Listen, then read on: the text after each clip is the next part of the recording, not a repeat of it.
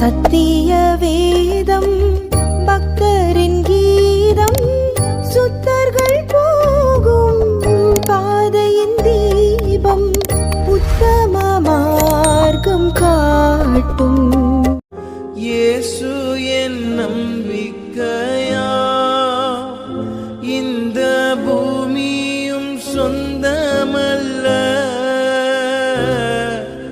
இயேசு என்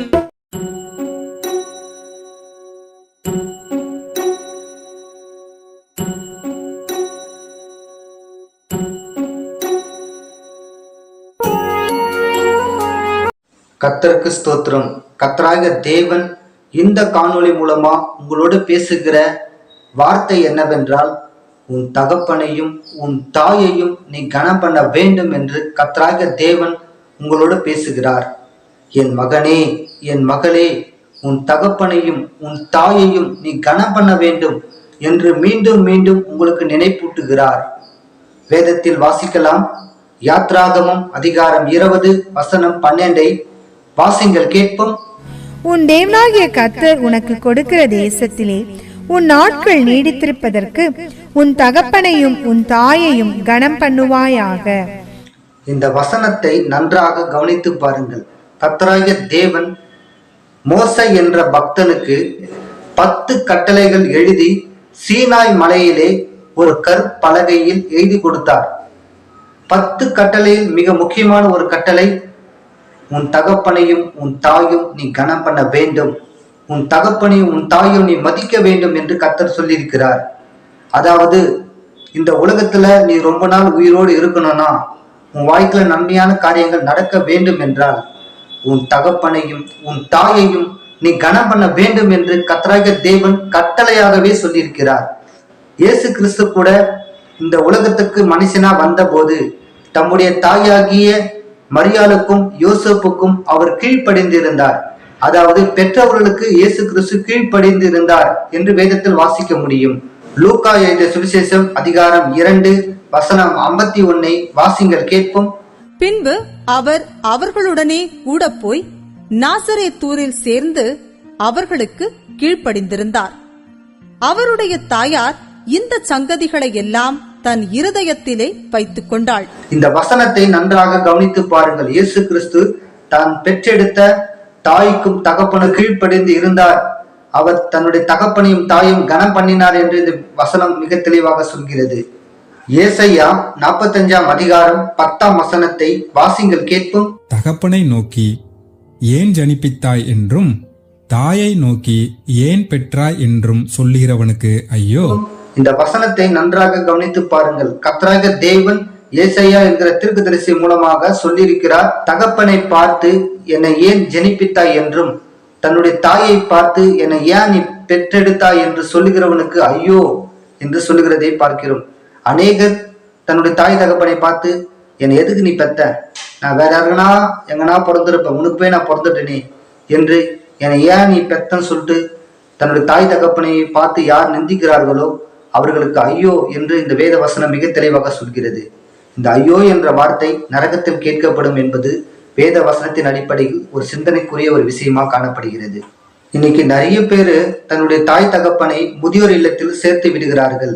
தன்னுடைய மனைவிக்கு செவி கொடுத்து தன்னுடைய தாய் தகப்பனை ஒதுக்கி வைக்கிறார்கள். தான் சம்பாதிக்கிற சம்பளத்தில் ஒரு 1000மோ 2000மோ மாசமானா கொடுக்குறாங்க தாய் தகப்பனுக்கு. ஆனா தன்னுடைய தாய் தகப்பனை வைத்து வீட்டில சாப்பாடு போட மாட்டாங்க. நீங்க நிறைய பேர் பெண்களும் அந்த தவறு செய்கிறார்கள், ஆண்களும் அந்த தவறு செய்கிறார்கள். இந்த காணொலியை பாருங்கள்.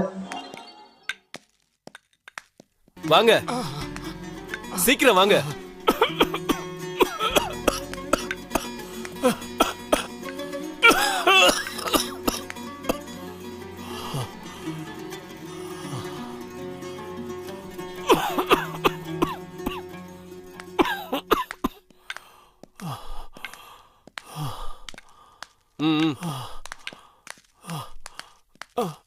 ஏறுங்க.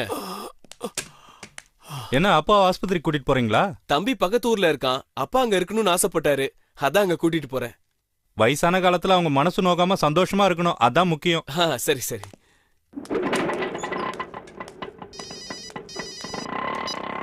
ஹலோ, யாரு?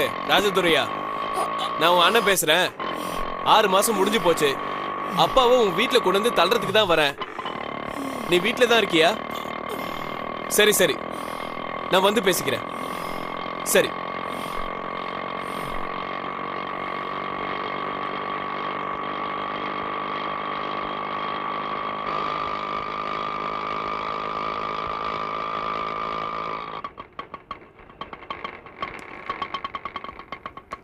கீழே இறங்க.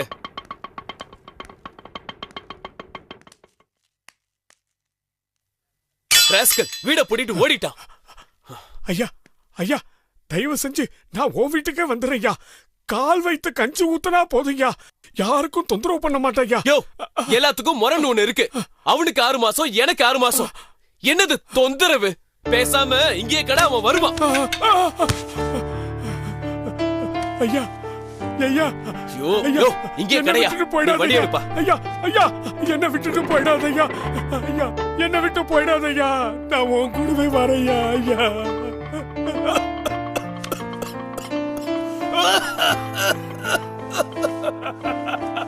ஐயா, என்ன விட்டு போயிடாதையா ஐயா. ஐயா ஐயா, என்ன விட்டு போயிடாதையா.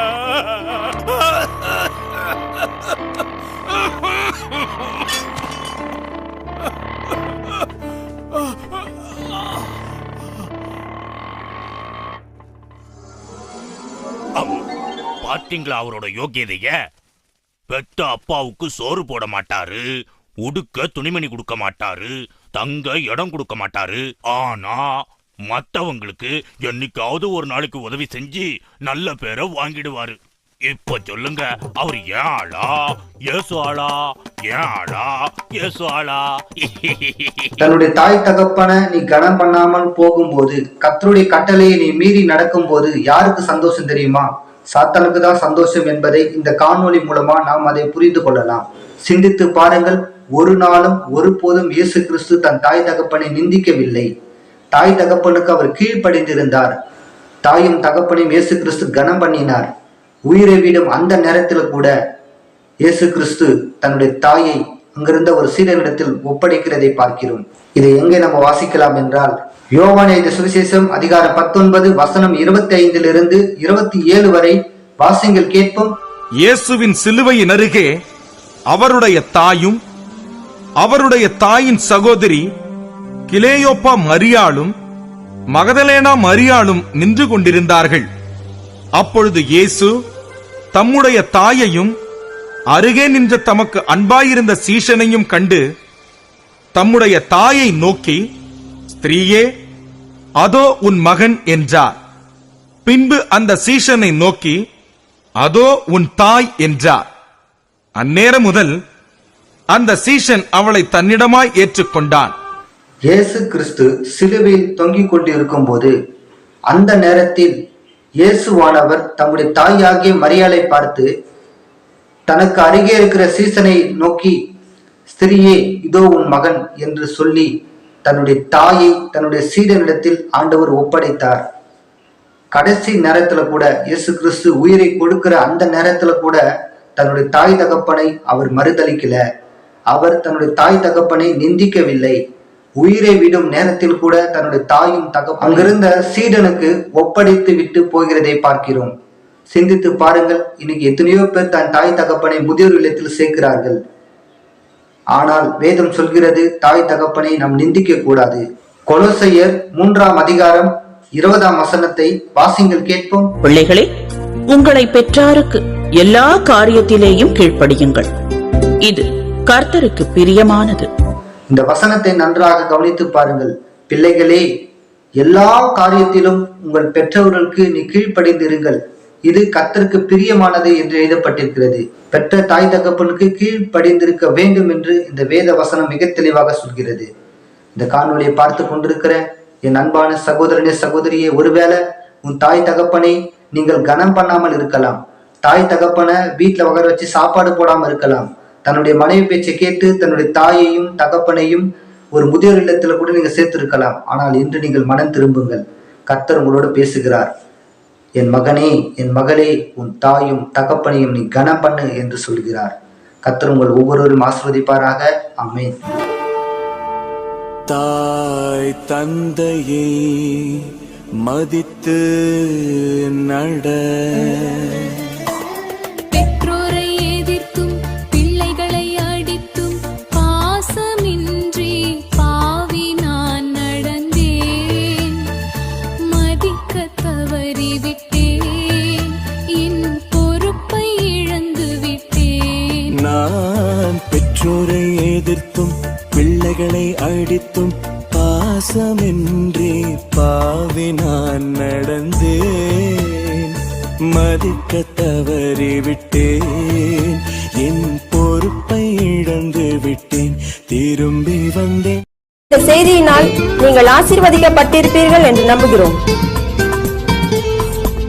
இது கடைசி காலத்தில் உள்ள உங்களுக்காக. இது குறித்த உங்கள் கேள்விகளை, சந்தேகங்களை உடனடியாக எங்களுக்கு அனுப்புங்கள்.